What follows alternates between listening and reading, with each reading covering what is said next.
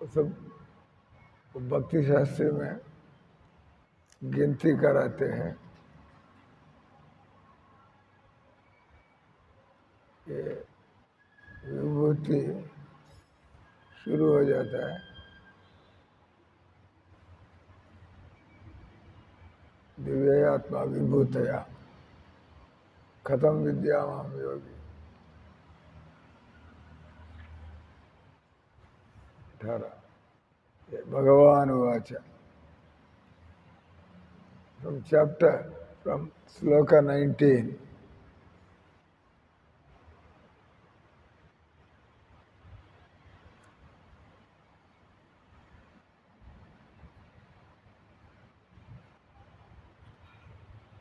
you repeat this sloka. Sri Bhagavan Uvacha Bhuya eva mahabaho Srunime paramam vachaha Ityaham priyamanaya Vakshami hitakamya Name vidu suragana Prabhavanna maharshya Amadiri devanam Maharshinancha sarvasya Yo mamaja manadincha Vetti loka maheswaram Asamvada samarteshu Sarva papai pramuchyate. ఏడో శ్లోకం ఏతాం విభూతి యోగంచ మమయో వేత్తి తత్వతః భగవంతుడి యొక్క విభూతులతో పాటు కృష్ణుని మనం తెలుసుకున్నట్లయితే సవికల్పేన యోగేన యుజ్యతే నాత్ర సంశయ.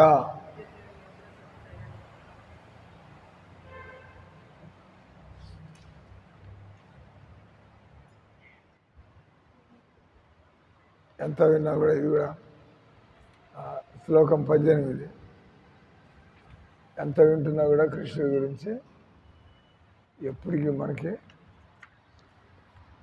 తృప్తి అనేది ఇంకా వింటూనే ఉండాలి, మళ్ళీ మళ్ళీ వింటాలి. విస్తరేణాత్మనో యోగం విస్తరేణాత్మనో యోగం విభూతించా జనార్దన విభూతించా జనార్దన భూయా కథయా తృప్తిర్హి భూయా కథయా తృప్తిర్హి శృణ్వతో నాస్తి మే మృతం శృణ్వతో నాస్తి మే మృతం విస్తరేణాత్మనే యోగం విభూతించా జనార్దన భూయా కథయా తృప్తిర్హి. భూయా అంటే చెప్పడం, భూయ ఏవ మహాబాహు శృణ్వతో నాస్తి మే మృతం.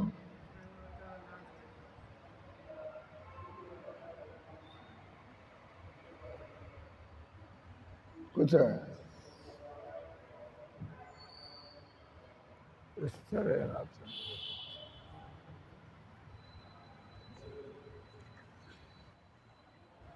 అదే ఇక్కడ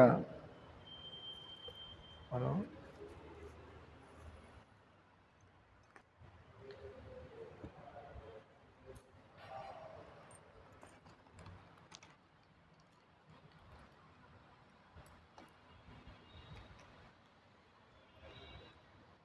లేట్గా వస్తున్నా ఇష్టం చలో whenever we feel like.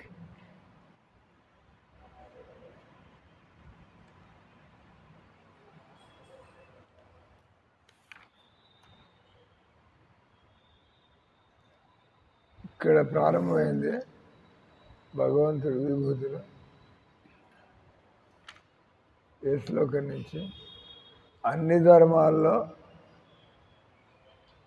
నేను సన్యాసాన్ని అన్ని రకాల క్షేమాలందు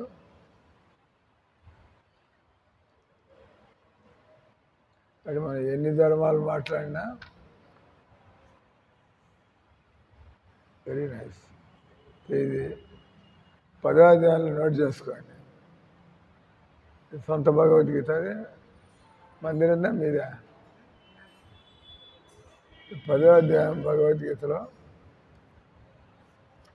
మీరు పైన కింద పెన్నుతో రాసుకోండి. ఇదే అధ్యాయం పేరు భగవద్విభూతి. భాగవతంలో కూడా భగవద్విభూతి 11వ స్కందం. ఎస్బి అంటే శ్రీమద్ భాగవతం 11వ స్కందంలో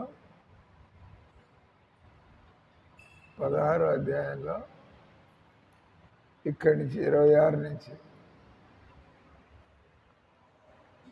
భగవంతుడు విభూతులు. అటు మనకి టైం ఉన్నప్పుడు అక్కడ లేని విభూతులు ఇక్కడేం చెప్పారు, ఇక్కడ లేని విభూతులు అక్కడేం చెప్పారు 10వ అధ్యాయంలో. 11వ స్కందం 16వ అధ్యాయంలో 26 నుంచి అన్ని ధర్మాల్లో నేను సన్యాసాన్ని. 10వ అధ్యాయంలో ఏం చెప్పలేదు. అది అన్ని రకాల క్షేమాల్లో ఆత్మ గురించి ఇది వచ్చింది. అక్కడ అన్ని రహస్యాల్లో మౌనం, అది కూడా అక్కడ కూడా వచ్చింది 10వ అధ్యాయంలో.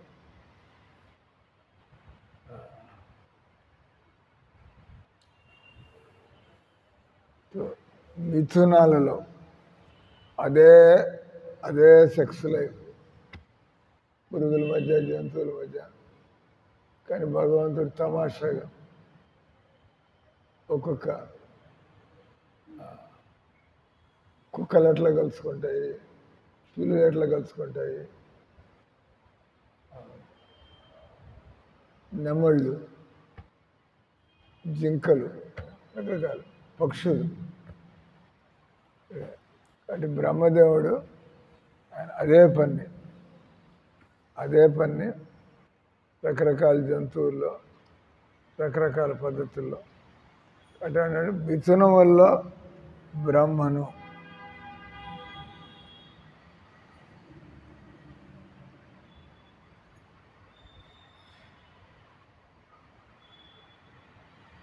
జంటలు ఏర్పాటు చేయడంలో బ్రహ్మదేవుడు ప్రధానుడు అంట.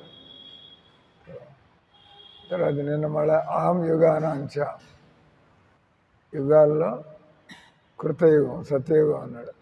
అహం యుగానాంచ కృతం. ధీరుల్లో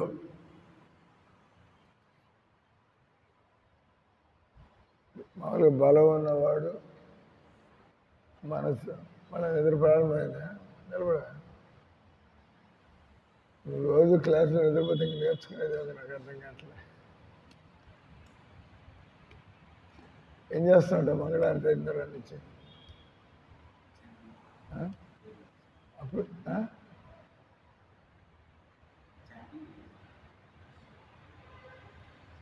అర్థం కాదు.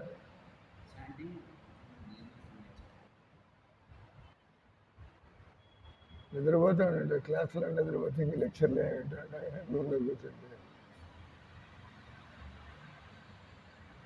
రూమ్లో కూర్చుని అంటే నిద్రపోడా చాంటింగ్లో పాడలే అంటే హరే కృష్ణ హరే కృష్ణ లేచేయడం లేదు. పబ్లిక్ ప్లేస్ రూముల్లో జపాలు ఏమండి నాన్ సెన్స్. జపాలందరూ కూడా పబ్లిక్ ప్లేస్ జపం చేస్తున్నారు అది కూడా కనబడుతుంది. నిద్రపోతున్నావు జపం పక్కన ఉంటే తోస్తాడు లేదు జపం చేయాలి. నిద్రలో ఏం జపం చేయాలి, నిద్రలో ఏం జపం చేస్తాడు లేదు జపం చేయాలి అంటే నిద్రలో జపం చేయగలరా? నిద్రపోతారు. సో ఇక్కడ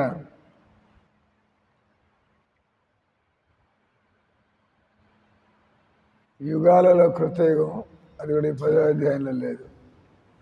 ధీరుల్లో ఇక్కడ ధీరులు అంటే బలం ఉన్నవాళ్ళు కావచ్చు, బుద్ధి ఉన్నవాళ్ళు కావచ్చు. అంటే బుద్ధి ఉన్నవాడు ధీరుడే, బలం ఉన్నవాడు. కానీ మనస్సుని కంట్రోల్ చేసుకున్నవాడు నిజంగా ధీరుడు. అంటే బుద్ధితో మంచిదే, బలం మంచిది, కానీ మైండ్ కంట్రోల్ అయిందా.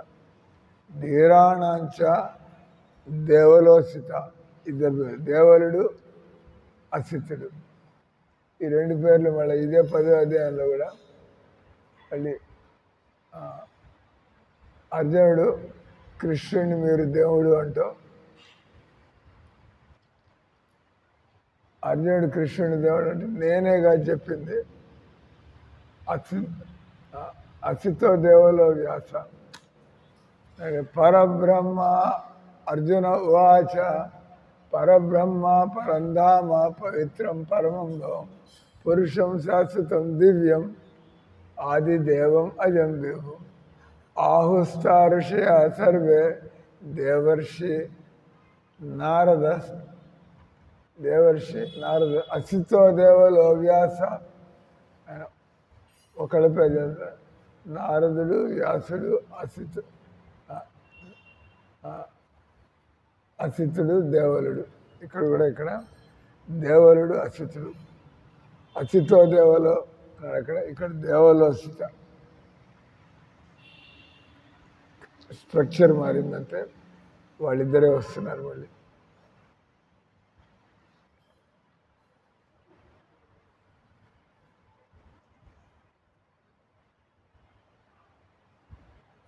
పరబ్రహ్మ పరంధామ పవిత్రం పరం దివ్యం శాశ్వతం పురుషం అజందేవం ఆది యుగం.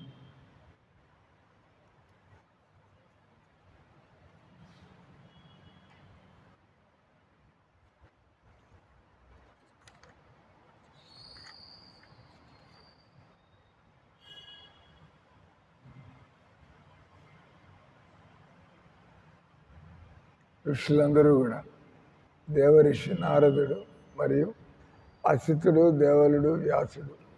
ఇప్పుడు మీరే చదువుతున్నారు పరబ్రహ్మ. ఇక్కడ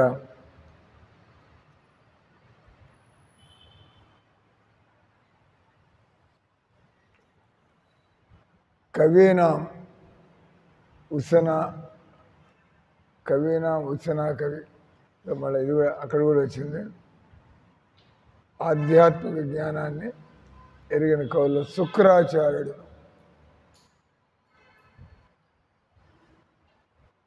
శుక్రాచార్యుడికి మృత సంజీవని విద్య కూడా తెలుసు కదా, చనిపోయిన వాళ్ళని బతికించడం.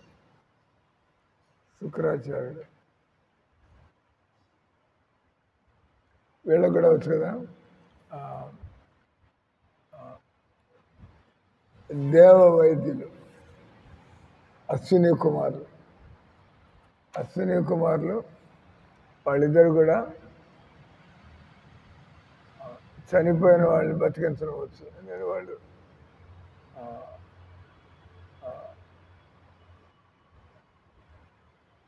దేవతల్లో వాళ్ళు వైద్య జ్ఞానం ఉన్నవాళ్ళు. ధన్వంతరి, భగవంతుడు అవతారం, అశ్విని కుమారులు ఇద్దరు. ఒక స్టోరీ ఉంది. ఇంద్రుడికి అశ్విని కుమారులు అంటే, అశ్విని కుమారులు వైద్యులు కాబట్టి వాళ్ళు మనుషులతో పాటు తిరుగుతూ ఉంటారు. మనుషులకు కూడా రోగాలు వస్తాయి. అశ్విని కుమారులు అయితే దేవతల వాళ్ళు దేవతల్లో ఉన్నారు, కానీ వాళ్ళు మనుషుల మధ్యలోకి వస్తూ ఉంటారు. అప్పుడు ఇంద్రుడు వాళ్ళని చులకనగా తీసుకుంటాడు. ఇది మన క్లాస్ కాదు అంతగా. ఇప్పుడు అంటే ఐఏఎస్ ఆఫీసర్లు అంతా కూర్చుంటాడు. ఇంకోటి ఐఏఎస్ అవుతాడు ప్రమోషన్ మీద, మిగతా వాళ్ళు ఐఏఎస్ చేసి ఆఫీసర్లు అయ్యారు, నిలబడారు. వాళ్ళు ఉండేది నలుగురు, వాళ్ళు ఇద్దరు నిద్రపోతాంటే ఇంకేం చెప్పేది. అంత నిద్ర అసలు పొద్దున మాకు నీ క్లాసు లేదని శుద్ధంగా పొద్దున్న రెస్ట్ తీసుకుందా, జపం పూర్తి చేస్తున్న ఒక అరగంట నిద్రపో. ఆయన భక్తి రసామృత మహారాజ్ చేసేది అదే. ఆయన చెప్తున్నాడు కూడా అది. నేను బాంబేలో ఉన్నప్పుడు అందరూ జపం పూర్తికేసుకున్న తర్వాత క్లాసు రావడానికి ముందు బాగా గురక పెట్టి ఒక అరగంట నిద్రపోండి. ఆ తర్వాత క్లాసుకి వచ్చి శుద్ధంగా కూర్చోండి. చెప్పేవాళ్ళు ఉత్సాహాన్ని కలిగించడానికి. ఏం చెప్పా ఇప్పుడు? ఏమైంది వాళ్ళకి? అశ్విని కుమారులు ఇంద్రుడు. అశ్విని కుమారులు మనుషుల మధ్యలో కూడా తిరుగుతూ ఉంటారు. చేసేది చవన ఋషి అని ఒక ఆయన ఉండేవాడు. చవన ఋషి భయంకరంగా తపస్సు చేస్తున్నాడు అడవిలో. చేస్తుంటే ఆయన పుట్టలాగా పాచి పుట్ట అంతా పెరిగిపోయింది. అప్పుడు ఒక రాజుగారు ఆ కూతురుతో పాటు వనంలోకి వస్తాడు. ఆ కూతురి పేరు సుకన్య, ఆ రాజుగారి పేరు శర్యాతి రాజుగారు కూతురు సుకన్యని తీసుకుని అడవిలోకి వస్తాడు. ఆయన వేట గురించి ఆయన అటు ఇటు చూస్తుంటాడు. ఈ అమ్మాయి వయసులో ఉండే పెళ్లి వయసు వచ్చిన అమ్మాయి. ఈ అమ్మాయి అది చూస్తా ఇది మెరుస్తూ ఉంటుంది. పుట్టలో 2 లైట్ లాగా మెరుస్తుంటే ఎవరికైనా కూడా ఆశ్చర్యం కలుగుతుంది. ఏంది మెరుస్తున్నాయని చెప్పి నాకు అర్థం కాక ఏదో మామూలుగా ఏంటంటే రాయో కాగితం ఏదో మెరుస్తుంది అనుకుని పుల్ల తీసుకుని పొడుస్తుంది. ఏందయ్యా అంటే అవి చవన ఋషి యొక్క కళ్ళు. అవి దగ్గ శరీరం అంతా కూడా పుట్టలో కృషించిపోయింది. కళ్ళు మాత్రం 2 కనబడుతున్నాయి. కాబట్టి పాపం ఏమి తెలియక ఇట్లా 16 ఏళ్ళు 17 ఏళ్ళ ఆడపిల్లకాయ అమ్మాయి సుకన్య ఆయన తెలియక తమాషా ఏదైనా మెరుస్తుంది, మట్టి కూడా మెరుస్తుంది, తొందర ఏదో అని అంటుంది. రెండింటి బడబడ రక్తం కావడం ప్రారంభమవుతుంది. భయపడిపోతుంది. వాళ్ళ నాన్న చెప్తే ఏంది ఇది నొక్కితే రక్తం వస్తుంది. అప్పుడు పుట్ట తీస్తాడు. దాని నుంచి గుడ్డివాడైపోయినటువంటి చవన ఋషి బయటకు వస్తాడు. 2 కళ్ళు పడిచేసింది కదా. అప్పుడు వాళ్ళు ఇంకా భయపడిపోతారు.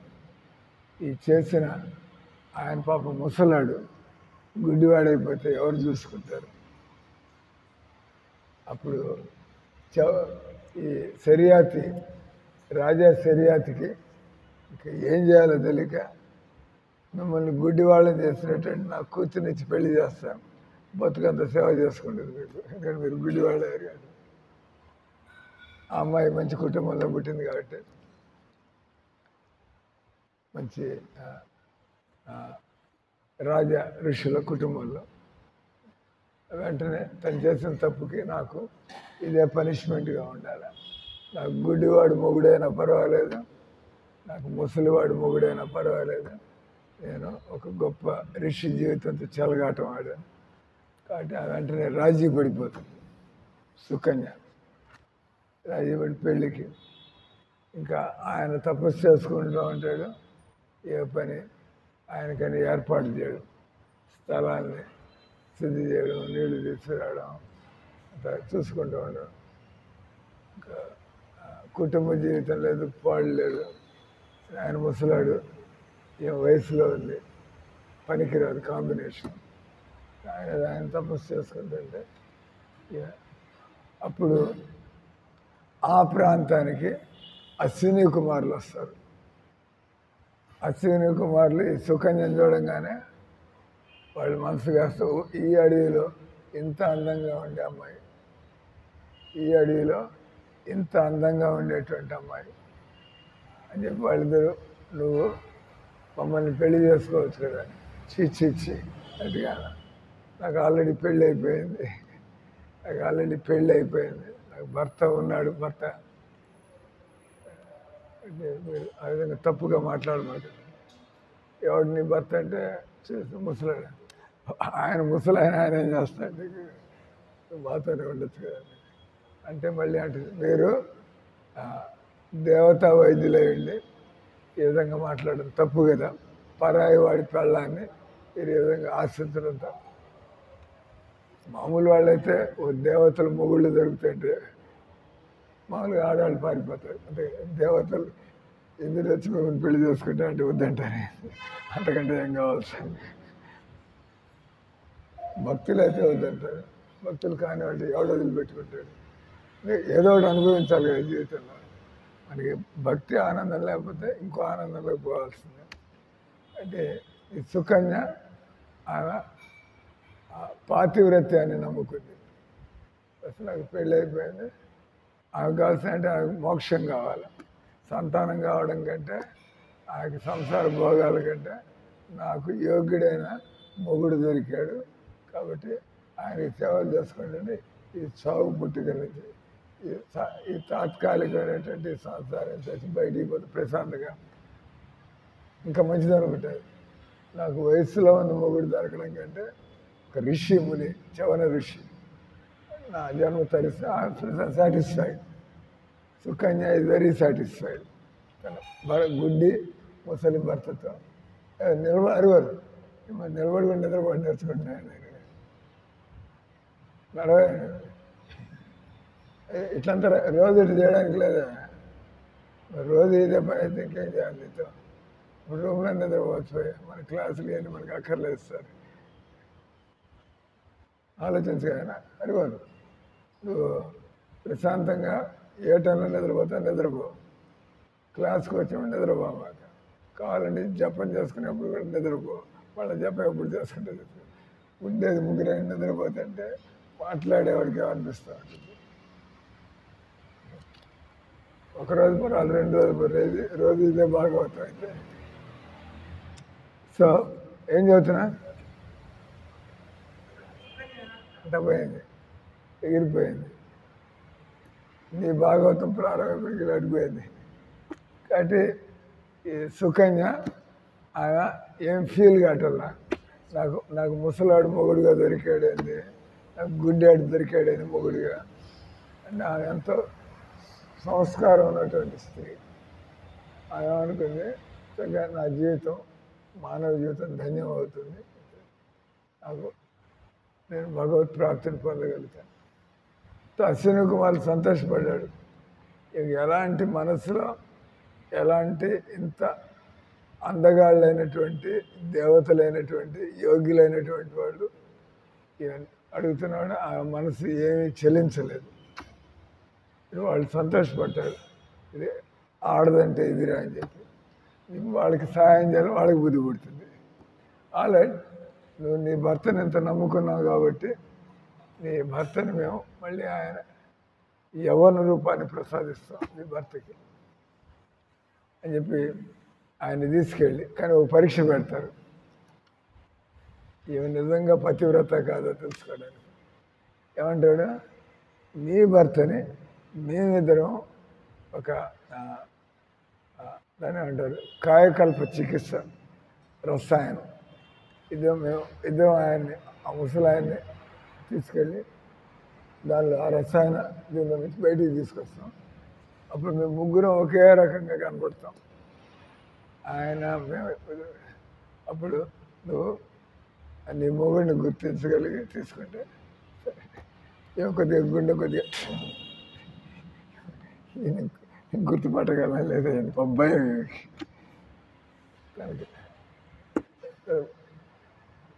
చవన్ ఋషిని, అందుడైనటువంటి చవన్ ఋషిని ఆ కాయకల్ప రసాయనంలో తీసుకెళ్ళి వారు దింపుతారు. వీళ్ళు బయటకు ముగ్గురు కంప్లీట్గా ఒక రకంగానే ఉంటుంది, కంప్లీట్గా. కానీ ఆ పతివ్రత అవడం వల్ల ఏమీ భగవంతుడు సహాయం చేస్తాడు. అంటే ఆయన చిన్నగా వెళ్ళిపోయి ఈయన నా భర్త వాళ్ళిద్దరు బతుకుతాయి కరెక్ట్. అంటే పతివ్రత స్త్రీ ఆ శక్తిని ముగ్గురు ఒకే రకంగా కనపడుతున్నారు. తన భర్తను గుర్తించలేదు. సో అది అయిపోయింది కదా. మనం చెప్పుకుంటుంది ఇంద్రుడికి వీళ్ళంటే కొద్దిగా హీనభావం. వీడు మనుషుల మధ్యలో కూడా తిరిగి వస్తూ ఉంటాడు, ఆ వైద్యానికి ఈ వైద్యానికి మన మధ్యలో తిరుగుతూ ఉంటాడు. మనమంతా మన కాళ్ళు నేల మీద నిలబడవు, దేవతల కాళ్ళు నేల మీద నిలవడం. వీడు ఒకసారి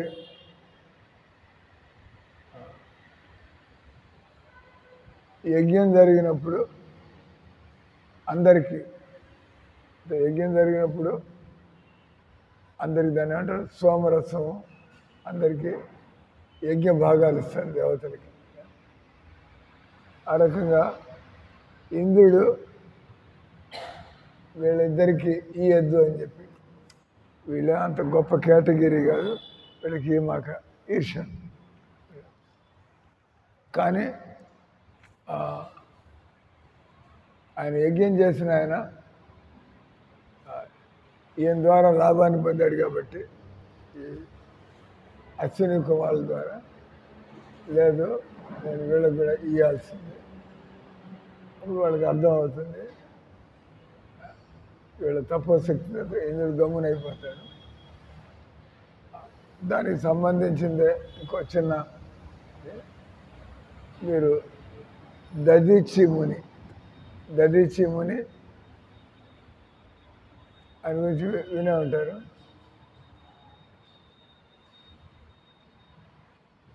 దదీచి ముని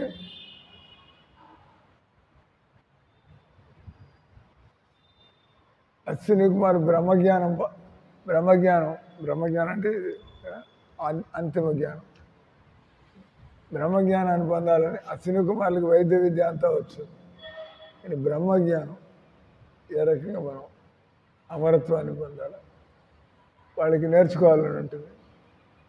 కానీ ఇంద్రుడికి ఇష్టం లేదు అశ్విని కుమారులు బ్రహ్మజ్ఞానాన్ని పొందడం. కాబట్టి అందరినీ వార్నింగ్ ఇస్తాడు ఇంద్రుడు, ఈ అశ్విని కుమారులకి ఎవరు కూడా బ్రహ్మజ్ఞానం ఇవ్వద్దు, ఋషులు ముందందరికీ చెప్తారు, వీళ్ళకి ఇయ్యమాకండి. కానీ వీళ్ళు దదీచి ముని దగ్గరికి వెళ్ళి, దదీచి ముని తన లాభాన్ని చూసుకునేవాళ్ళు కాదు, దదీచి ముని బ్రహ్మజ్ఞానాన్ని అడిగేవాళ్ళు అరుదుగా ఉంటారు ఈ ప్రపంచంలో. వీళ్ళు అశ్విని కుమారులు బ్రహ్మజ్ఞానాన్ని పొందాలని అంటే ఆయన ఇంద్రుడు ఆయనకి ఏం కోపమైనా రానియండి, ఐ డోంట్ కేర్, నాకు బ్రహ్మజ్ఞానం ఉంది, ఈ వ్యక్తి బ్రహ్మజ్ఞానాన్ని నేను పొందాలా అని చెప్పి వస్తున్నాడు. అంటే అడిగే వాళ్ళతో అందరూ కూడా సంసారాలు కూడా కొట్టుకుంటున్నారు, బ్రహ్మజ్ఞానాన్ని ఎవడు అడుగుతున్నాడు. రేపు ఆయన మొత్తం ఈయడానికి తయారైతే, కానీ ఇంద్రుడు వచ్చి ఆయన తలకాయ తగ్గొడతా అన్నాడు ఎవరైనా వీళ్ళకి బ్రహ్మజ్ఞానాన్ని ఈయడానికి చూస్తే.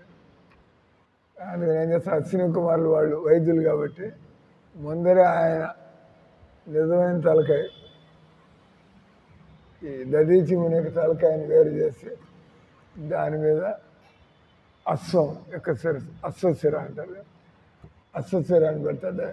తర్వాత ఆ అశ్వశిరంతో దదీచి ముని ఈ అశ్విని కుమారులకి బ్రహ్మజ్ఞానాన్ని ఇస్తాడు.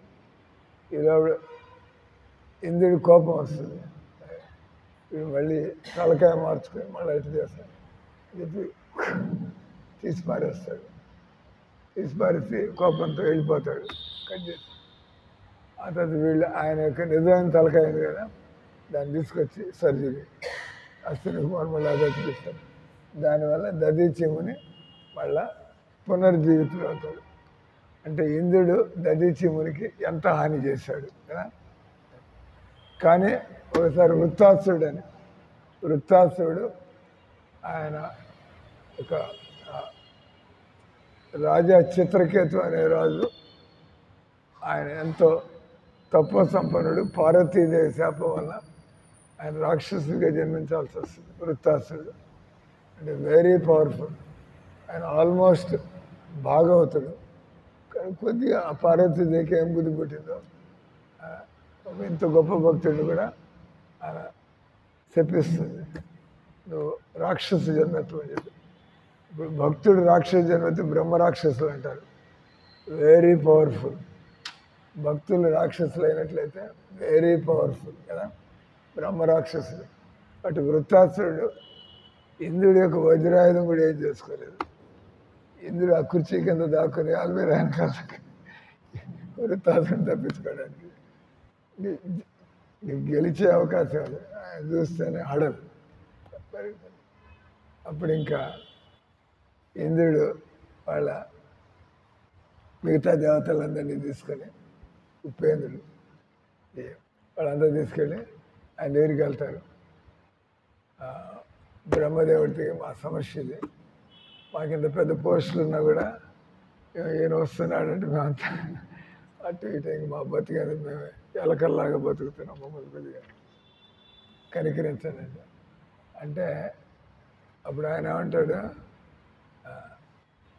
ఈ దధీచిముని ఆయన బ్రహ్మర్షి ఆయన ఎముకల నుంచి అస్త్రం చేస్తే దానికి వృత్తాసుడు చావక తప్పదు. కాబట్టి మీరు ఈయన ఒకసారి ఆల్రెడీ దధీచిముని తలకాయ కొట్టేస్తాడు, ఏమో పెట్టుకుని మళ్ళీ తన స్వార్థం కోసం దధీచిముని చంపేస్తాడు. మళ్ళీ ఇక్కడ వీళ్ళు బతికి ఉండగలగాలంటే ఇంకా ఆ దధీచిముని ఒప్పుకుంటే మీకోసం నేను చావడానికి తయారవుతా, నా ఎముకల్ని మీరు వాడుకుని మీరు దాంతో విశేషమైనటువంటి ఆయుధాన్ని తయారు చేస్తారు, దాంతో మీరు వృత్తాసురుని చంపచ్చు. అప్పుడు ఈయన సిగ్గు సంకోచం వదిలిపెట్టి వాళ్ళ స్వార్థం కోసం ఇంద్రుడు మళ్ళీ దధీచిమునికి, కానీ ఆయన పాత శత్రుత్వాన్ని ఏం గుర్తుపెట్టుకోవాలి, అనవసరంగా ఆయన తలకాయ కొట్టిపారేశారు.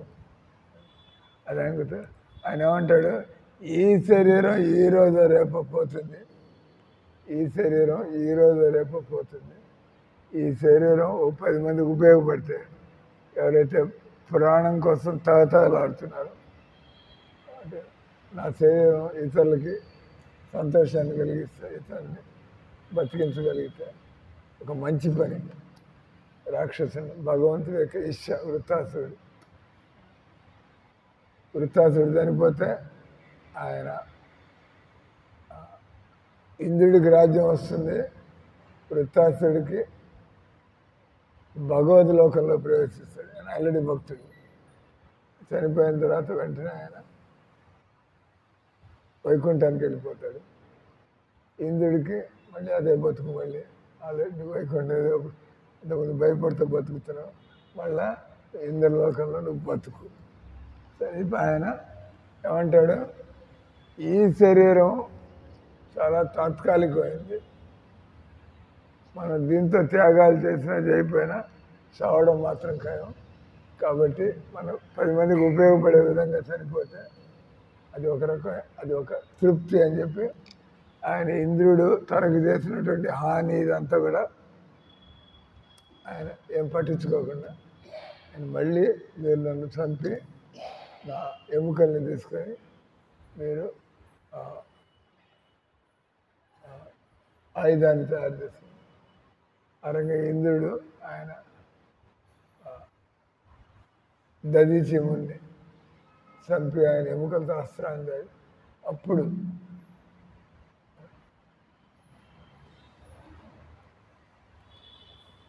ఇంద్రుడు దధీచిముని వృత్తాసుడిని చంపగలుగుతాడు. బట్ ఈ రకంగా ఇక్కడ ఎందుకు వీళ్ళ పేర్లు వస్తున్నాయి, ఇక్కడ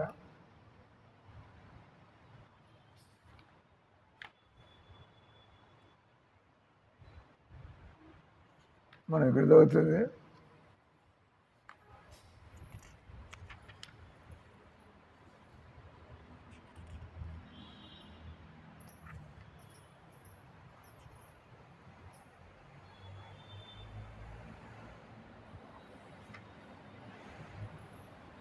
పదహారు.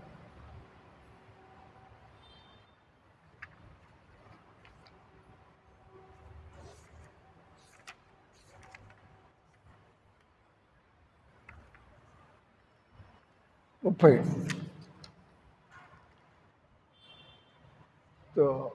చెప్పాం కదా,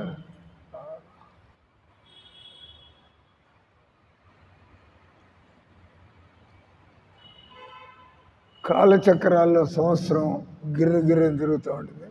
ఋతువుల్లో వసంత ఋతువు, మాసంలో మార్గశీర్షం, ఇది కూడా 10వ అధ్యాయంలో వస్తుంది. వసంతం ఋతువుల్లోనే ఇది కూడా వస్తుంది భగవద్గీతలో.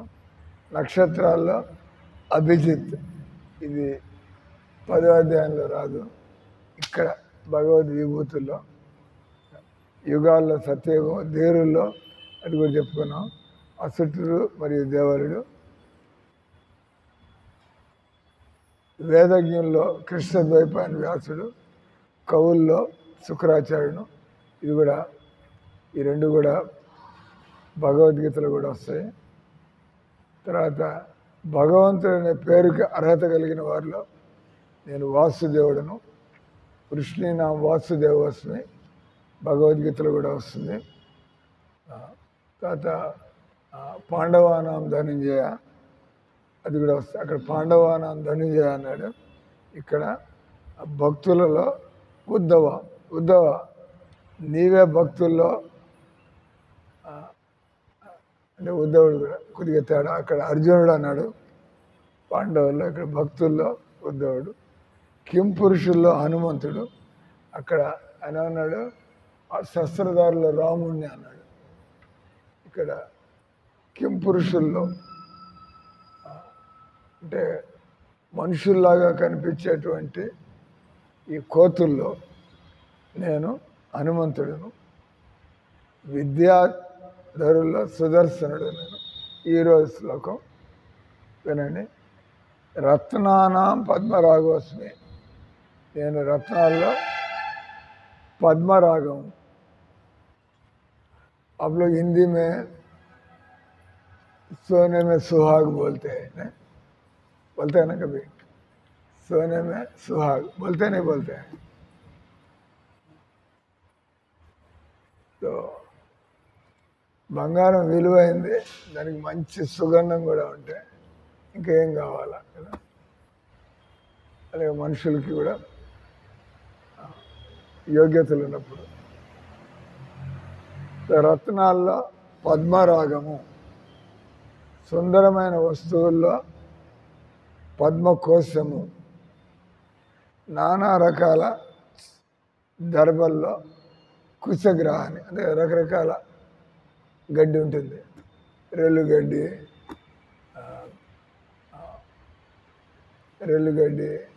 తర్వాత వరిగడ్డి, మామూలు గడ్డి, ఏదో ఇంకా విదేశాల్లో వీళ్ళు పెంచుతూ ఉంటారు. గడ్డిలో కూడా నానా నానా రకాల గడ్డి ఉంది. అప్పుడు ఈ గడ్డి అనే శబ్దాన్ని మనం ఏమైనా గడ్డి తింటున్నావా గడ్డి అంటే గడ్డి తినే జంతువులు బుద్ధి లేకుండా ఉంటాయి కాబట్టి మామూలుగా మనుషులకి అంత ఇంత బుద్ధి ఉండాలి. ఆ మాత్రం బుద్ధి లేకుండా గడ్డి తింటున్నారు, పెంట తింటున్నావు అని అడుగుతారు. పెంట తినే పంది, గడ్డి తినేటువంటి గొర్రెలు, అంటే గొర్రె. ఎవరైనా గొర్రె అంటే మంచిదా చెడ్డదా? గొర్రె గొర్రె అంటే తన బుద్ధిని ఉపయోగించకుండా పనిచేసేది. ఇది గొర్రె బుద్ధి అంటే ఎవడో చేతుందన్నాను గొత్తులు పడి వాడుతూ గొర్రె గొర్రె దాటు బేడ్చాల్ హిందీలో. ఇక్కడ నానా రకములైన దర్భల్లో, ఎందుకంటే అది భగవంతుడి యొక్క వరాహావతారంలో, భగవంతుడి వరాహావతారంలో తన శరీరాన్ని విదిలిస్తాడు. ఆయన విదిలించినప్పుడు పడినటువంటి బొత్సు వెంట్రుకలు అది దర్భగడ్డిగా, అంటే అది మామూలు గడ్డి కాదు, అది దాని అన్ని అనుష్ఠానాల్లో దర్భగడ్డి. మనలో ఏమైనా అపవిత్రత, మనలో ఏమైనా మాలిన్యం ఈ దర్భగడ్డిని ధరిస్తే ఉన్న కొద్దిగా లోటుపాట్లు తోసుకుపోతాయి. నీళ్లలో దర్భగడ్డితో తీసుకొని జనాలు నెత్తి మీద జరుగుతూ ఉంటాం. నానా రకములకు దర్భల్లో కుశగ్రాసం, హవిస్సుల్లో ఆవు నుండి లభించాడు నెయ్యిని. అందరూ హరిబోలానండి. దేనికి హరిబోలు అంటున్నాడు? దేనికి అన్నాడు? ఈ సృష్టిలో ఉండేటువంటి అతి పౌష్టికమైనటువంటి ఆహారాల్లో భగవంతుడు నేను ఆవు నెయ్యిని అంటున్నాడు ఆయన. బస్ డౌటే లేదు. ఆవు నెయ్యిని మించినటువంటి ఏ రోగమైనా సరే లక్ష్మి मोटापन कम होना है क्या करना है गाय का घी खाओ प्रीति दुबला पतला दुबलापन को थोड़ा मोटा बनना है क्या करना है गाय का घी खाओ कोई खाना पच नहीं रहा है गाय का घी खाओ दिमाग कमजोर है बोलो क्या करना है जोर से बोलो ब्राह्मणी है दिमाग कमजोर है गाय का घी खाओ తిన్నది అరగటలేదు ఆవు నెయ్యి తినండి బుద్ధి సరిగ్గా పనిచేయట్లేదు ఆవు నెయ్యి తినండి కీళ్ళు సరిగ్గా పనిచేయట్లేదు ఏం చేయాలి నమ్మకం ఉందా ఆవు నెయ్యి నమ్ముకోవాలి శుద్ధమైనటువంటి ఆవు నెయ్యి దొరికితే అది తింటామంటే మనకి ముసలితనం వచ్చి మళ్ళీ తెలుసమ్మా మీ గురించే చదువుతున్నారు. ముసలితనంలో ఒంట్లో ఓపిక ఉండదు, నీరసంగా ఉంటుంది, ఎక్కువ తినలేము, తింటే అరగదు, లేదా అట్లా కొద్దిగా నీరసంగా ఉంటుంది, ఉసూరుమంటూ. మన ముసలితనంలో వచ్చేటువంటి ఈ నీరసం బలహీనత పోవాలంటే ఏం చేయాలి? అవన్నీ. అందుకని ఇక్కడ చదువుతున్నాడు ఆయన. హవిస్సులలో ఆవు నుండి లభించడు నెయ్యిని ఇతర సామగ్రి అయినా గోవు నుండి లభించే పాలు. ఈ రోజున అందరూ కూడా ఒక ఆయన నిన్న రాత్రి వచ్చాడు ఒక ఆయన నా దగ్గరికి. అది వాళ్ళు నోట్ చేసుకో, నువ్వు చూసుకున్నా ఎప్పుడే ప్రోగ్రామ్ ఎప్పుడుంది నెక్స్ట్ 14వ తారీఖు పంపించా కదా, आपको भी भेजा है. నేను ఎవరైనా ప్రోగ్రాం ఉన్నప్పుడు లక్ష్మికి మెసేజ్, రాజశేఖర్కి, జ్యోతి అందరికి సర్క్యులేట్ అవ్వడం. 14 ఆయన వచ్చాడు. వచ్చి మా పంచవటి ఆశ్రమం ఉంది పెన్నా నది ఒడ్డున. అక్కడ ఏదో 2-3 ఆవులు ఉండేవంటే దొంగతనం చేశారంటే ఎత్తుకుపోయారు. వీళ్ళకి భయం, చంపడానికి ఎత్తుకుపోయారా, ఉంచుకోవడానికి ఎత్తుకుపోయారా మొత్తానికి. మళ్ళా కొత్త స్వామి అక్కడ వచ్చాడు ఏర్పేడ ఆశ్రమం నుంచి. ఆయనకు మళ్ళీ గోసేవ చేసుకోవాలనుకుని ఆవును తీసుకొచ్చాడు. కానీ ఆయన కాళ్ళు పడిపోయినాయి, ఒళ్ళు పడిపోయింది. ఆయన వీల్ చైర్లో ఉండి ఏదో ప్రవచనం ఇస్తాడు. 10 మంది ఆడాడు పోతారంటే అక్కడ భోజనాలు పెట్టినప్పుడు మాత్రం కొంతమంది 100 దాటి జనాలు వస్తారండి. ఆయన నిన్న సాయంత్రం నా దగ్గరికి వచ్చాడు. ఆయన పేరు శ్రీనివాసులు రెడ్డి. మన ఆశ్రమానికి వస్తూ ఉంటాడు, అక్కడికి పోతూ ఉంటాడు. వచ్చి నాటు ఆవు ఉంది, అది మీరు తీసుకునేటైతే మీకు పంపించేస్తాం. ఆయన 20,000 పెట్టి కొన్నాడు. ఇప్పుడు అది ఆవు సూడిది కూడా అయింది. మీకు కావాలంటే ఇచ్చేస్తాం.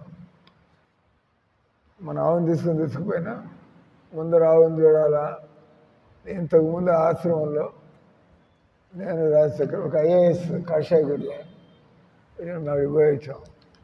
అదే నాగేంద్ర ఉండేది అక్కడేనా, అది వేరే ఆశ్రమం.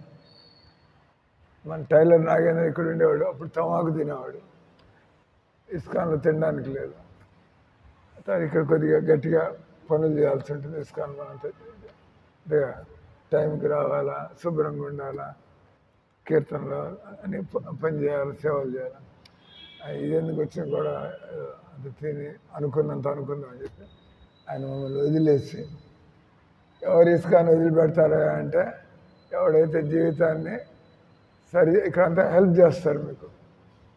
ఇస్కాన్లో నువ్వు టైంకి రావాలంటే తప్ప అయింది. అది చెప్ప టైంకి రావాలని అంటావు అనుకో, తప్ప అది నీకు మంచిదని చెప్పా. మంచిదా తప్ప అట్లా అన్నావు. నువ్వు టైంకి రావాలా అంట అని నీతో అనడం అది నువ్వేమైనా ఫీల్ కావాలా, మహారాజు నా మంచిగా చదువు, శుభ్రంగా ఉండవా నువ్వు బేవార్స్ అక్కడ పోయి నిద్రపోయి ఇక్కడ నిద్రపోయి ఎక్కడ నిద్రపోతావు నీ ఇష్టం, కానీ టైంకి ఇక్కడ రావాలి కదా.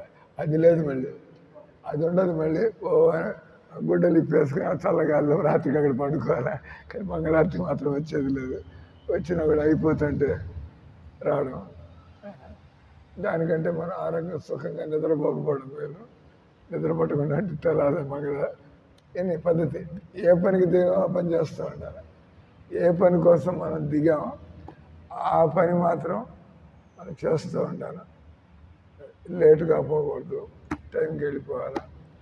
నాకు ఇచ్చిన పనుల్ని మనసు పెట్టి చక్కగా చేయాలా. ఈ రకంగా నేను ప్రోగ్రాంలన్నీ అటెండ్ అవ్వాలా. అందుకే మందిరంలో చేరేది దేనికి, ప్రోగ్రాంలు అటెండ్ అవ్వాలి. అప్పుడప్పుడు ఫంక్షన్ వల్ల మనకి సేవకు పోవాల్సి వస్తుంది పోతున్నాం. కానీ లేకపోతే మనం మామూలు రోజులైతే మళ్ళీ బ్యాక్ మళ్ళీ మన క్లాస్కి వచ్చారు. కానీ ఎవరైతే ఈ డిసిప్లిన్ ఇష్టపడరో అటువంటి వాళ్ళు మెల్లిగా జారుకొని ఇవన్నీ మనం ఎక్కడ చేస్తాం. కానీ తొయ్యకుండా ఏది కూడా బాగుపడుతుంది. ఎవరో వెనకాలండి తొయ్యాల. ఇప్పుడు నేను ఇస్కాన్లో ఎందుకు చేయాలి, ఇస్కాన్లో ఉంటే 4:30కి లేవాలా, ఇస్కాన్లో ఉంటే ఈ రకంగా బతకాలి మంచిది. మనం అనుకోవచ్చు నేను డాక్టర్గా పనిచేస్తూ కూడా 16 మాలు చెప్పి ఇవన్నీ చేసుకోవచ్చు అని. మీరు డాక్టర్ శ్రీనివాసన్ అడగని చెబుతాడు, ఇళ్లలో ఇదంతా అయ్యేది అంటే ఏమీ కాదు. అక్కడ ఎప్పుడు ఏదో పిల్లాడు ఏడుస్తున్నాడు అంటాడు, ఆయనంతా ఆలోచి ఏదో రోజులు ఎట్లా గడిచిపోతాయి. అంటే ఆశ్రమంలో ఉంటే మీ బంధువులు ఉన్నా కూడా ఆశ్రమంలో వచ్చి మీ కూతురు కూడా వస్తుంది, మీరు ఆయన కూడా లేపు తీసుకొచ్చి మా కూతురు వచ్చింది కాబట్టి ఇంట్లో అయితే ఎగ్గొడతారు, ఆశ్రమంలో అయితే నాతో పాటు నువ్వు కూడా 4:30 కల్లా తయారై వచ్చినట్టుంది కదా మీ కూతురు ఇక్కడ ఒక రోజు అన్నట్టుంది. వచ్చేసి నిలబడి పాడమంటే పాడలేదు అనుకుంటా, మళ్ళా నేర్చుకుని పాడతా అనేది. రాగికమ్మ రజితం రాగిత అంటే ఇక్కడ గోవు నుండి లభించే పాలు, నెయ్యి, పెరుగు, పేడ, మూత్రం. పాలు, నెయ్యి, పెరుగు అందరు ఇష్టపడతారు. కానీ అంతే విలువ ఉండేటువంటి పేడ, మూత్రం, ఈ 5 పంచగవ్య, యజ్ఞానికి అతి శ్రేష్టమైనటువంటి పంచగవ్యములని చెప్పబడి. గోవు ఎంత విలువైనది అని మనకు అనిపిస్తుంది. ఎందుకంటే అందరూ ఆవులనే వదిలేయాలని చూస్తూ ఉంటారు. అందరూ ఈ రోజుల్లో ఆవును వదిలేరు. ఈ బర్రెల్ని వీటిని పెట్టుకుంటూ ఉంటారు, ఎక్కువ పాలు ఇస్తాయి కాబట్టి కలిసి వస్తుందని. కానీ ఆవు పాలు లేదు, కొద్దిగానే ఇస్తుంది. కానీ వాళ్ళకి తెలియదు ఆ కొద్ది పాలే మేరు. మనం బర్రె పాలు 5 లీటర్లు తీసుకోవడం కంటే ఆవు పాలు 1 గ్లాస్ తాగడం మేలు. చెప్పేది ఇది మీరందరూ పుస్తకాల్లో రాసు. గోవు ఎంత విలువైనదనగా ఇంకా ప్రభుపాద రాశారంటే భాగవతంలో ఉందంటే మన తలకాయ ఉపయోగించాలి, అక్కర్లేదు బస్ ఇంకా నమ్మడం అంతే. ఏమయ్యా అంటే భాగవతంలో finish. We don't need to scientist దగ్గరికి వెళ్ళి ఎక్కడ డిస్కషన్ పెట్టక్కర్లే. భాగవతం పరమ ప్రమాణం.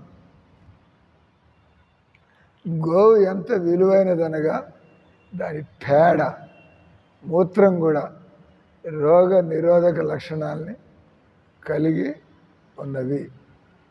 యజ్ఞ కార్యాల్లో వాటిని తప్పకుండా అంటే పేడ అలుగుతారు, గోమూత్రం చిడకన గోమూత్రం జల్లుతారు, ఈ ఒంటిలంతా శుభ్రంగా చేశారు. కానీ గోమూత్రం చల్లితే కానీ అది నిజంగా శుభ్రమైనట్టు లెక్క కాదు, పేడ అలిగితే కానీ శుభ్రమైనట్టు కాదు. కాబట్టి ఆవు పేడ మూత్రం కూడా అంత కుశగ్రాసము ధార్మిక కార్యక్రమాలందు ఉపయోగింది. పరీక్షిత్ మహారాజు తన జీవిత చివరి వారంలో కుశగ్రాసంతో ఆసనాన్ని ఏర్పాటు చేసుకుని పవిత్రమైన ఆసనం. అది కుశగ్రాసం యొక్క లక్షణం అంట. దాని మీద కూర్చుని పాములు రావంట మీ దగ్గరికి. కుశగ్రాసం వేసి కూర్చుంటే ఇంకా కళ్ళు మూసేసుకుని ధ్యానంలోకి వెళ్ళిపోయినా కూడా ఇక్కడ పాము ఏమైనా వస్తుందా, జ్వరలు ఏమైనా వస్తున్నాయి, డోంట్ వరీ.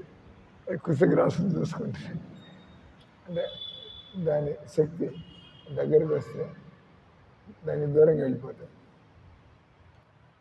సో పరీక్షిత్ మహారాజు తన జీవిత ఆఖరి వారంలో కుశగ్రాసం ఆసనం ఏర్పాటు చేసుకుంది. అందమైన వస్తువుల్లో పద్మకర్ణిక కృష్ణునికి ప్రాతినిధ్యం వహించు. రత్నముల్లో పద్మరాగం కృష్ణుని యొక్క కౌస్తుభ మణిని పోలినట్టుది. అది భగవంతుడి యొక్క శక్తికి చిహ్నము. హరే కృష్ణ హరే కృష్ణ కృష్ణ కృష్ణ హరే హరే హరే రామ రామ రామ హరే హరే.